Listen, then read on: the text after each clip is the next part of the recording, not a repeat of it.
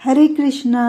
मैं कृष्ण सखी कार्तिक मास के महात्म्य के तीसरे अध्याय के साथ। कार्तिक मास में कार्तिक महात्म्य सुनने से कई जन्मों के पापों का नाश होता है। तीसरे अध्याय का शीर्षक है कार्तिक मास की श्रेष्ठता एवं शंखासुर का उपाख्यान। अपने पूर्व जन्मों के पुण्यों के फल की कथा सुनकर सत्यभामा अत्यंत प्रसन्न हुई और श्री कृष्ण को प्रणाम करके बोली, हे देवेश्वर, आपके लिए तो समय के प्रत्येक क्षण, दिन, मास, वर्ष आदि एक समान है। आप स्वयं काल स्वरूप हैं। कृपया बताइए कि यह कार्तिक मास सब मासों में कैसे श्रेष्ठ है। इसी प्रकार सब तिथियों में एकादशी को श्रेष्ठ माना जाता है। इसका क्या कारण है? श्री कृष्ण ने कहा, हे प्रिय सत्यभामे, तुमने बहुत सुंदर प्रश्न किया है। मैं महाराज वेणु के पुत्र पृथु और महर्षि नारद के बीच हुए संवाद को सुनाता हूँ। तुम एकाग्र मन से सुनो। प्राचीन काल में समुद्र का पुत्र शंख नामक राक्षस बड़ा अत्याचारी था। वह इतना बलशाली था कि तीनों लोगों का मंथन कर सकता था।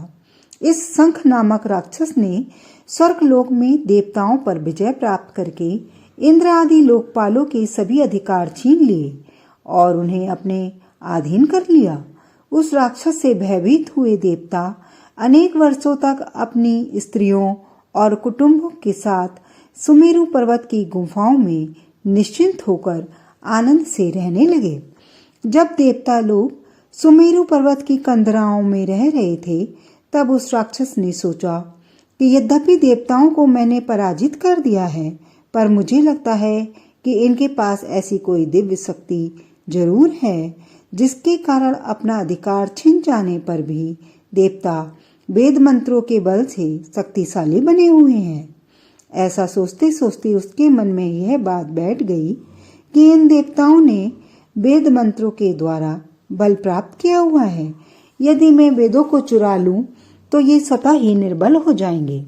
ऐसा मानकर और विष्णु भगवान को सोया जानकर शंखासुर वेदों को चुराने के लिए वैकुंठ लोक में गया। जब वह वेदों को चुराने के लिए आ रहा था, तभी भगवान विष्णु उसके डर से वह सभी यज्ञ मंत्र अपने बीज मंत्रों सहित लेकर जल में छिप गए। शंखासुर भी उनका पीछा करते हुए समुद्र में विचरने लगा, परंतु बहुत समय तक खोजते रहने पर भी सभी वेद मंत्रों और बीज मंत्रों को ढूंढकर एकत्रित नहीं कर पाया।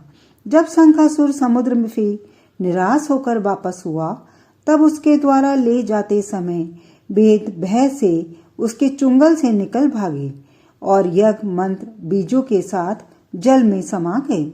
शंखासुर उन्हें ढूंढता हुआ समुद्र के भीतर कूदने लगा, किंतु वे कहीं भी वेद मंत्रों को नहीं ढूंढ सका। उधर ब्रह्मा जी भी पूजा की सामग्री लेकर देवताओं के साथ भगवान विष्णु की शरणागत होने के लिए विष्णु लोक में गए। विष्णु भगवान सोए हुए थे, अतः उन्हें जगाने के लिए सबने वाद और स्तुति गीतों के साथ गंध दीपादि से बार बार स्तुति अर्चना की। ब्रह्मा जी के स्तुति गान से प्रसन्न होकर विष्णु भगवान जाग गए। तब सभी देवताओं ने विष्णु भगवान के दर्शन किए। भगवान की तेजस्विता से ऐसा लगता था कि मानो हजारों सूर्यों का तेज उनमें समा गया हो। देवताओं ने विष्णु भगवान की षोडशोपचार से पूजा की और दंडवत प्रणाम किया।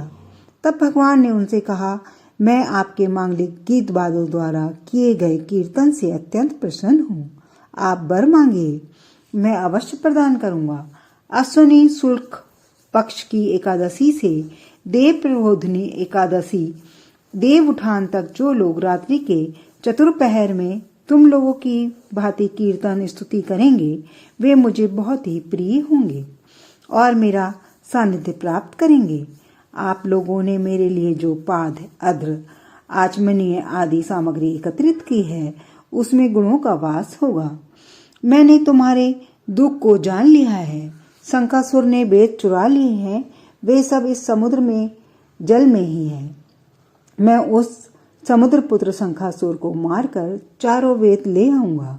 अब से मैं भी प्रत्येक वर्ष कार्तिक मास में चारों वेद बीज मंत्रों के साथ जल में रहा करूंगा। अब मैं मछली का रूप धारण करके समुद्र में जाता हूँ।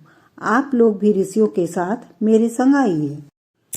इन दिनों जो श्रेष्ठ प्राणी प्रातः स्नान करेंगे वे वैसा ही फल प्राप्त करेंगे जैसा यज्ञ के पश्चात स्नान करने से प्राप्त होता है। हे इंद्र, जो मनुष्य विधि पूर्वक कार्तिक के इस व्रत को सदा करते हैं उन्हें तुम मेरे लोक में भेज दिया करो। उन्हें तुम सदा ही सब प्रकार की आपत्तियों से बचाते रहो। हे वरुण, तुम उन प्राणियों को योग पुत्र पौत्रादि संतति देते रहो। हे कुबेर, तुम उनके धन वैभव की वृद्धि करते रहना, यह मेरा आदेश है। यह समझ लो कि कार्तिक का व्रत करने वाला मेरा रूप धारण करके मोक्ष प्राप्त करता है। जिसने आजीवन यह व्रत किया है उसे आप भी स्नेह से देखते हैं और मुझे वह परम प्रिय है। इसलिए प्रत्येक मनुष्य को सुखी और निरोग रहने के लिए कार्तिक महात्म्य और एकादशी की कथा सुनकर उनको नियम पूर्वक पालन करना चाहिए। हरे कृष्णा हरे कृष्णा।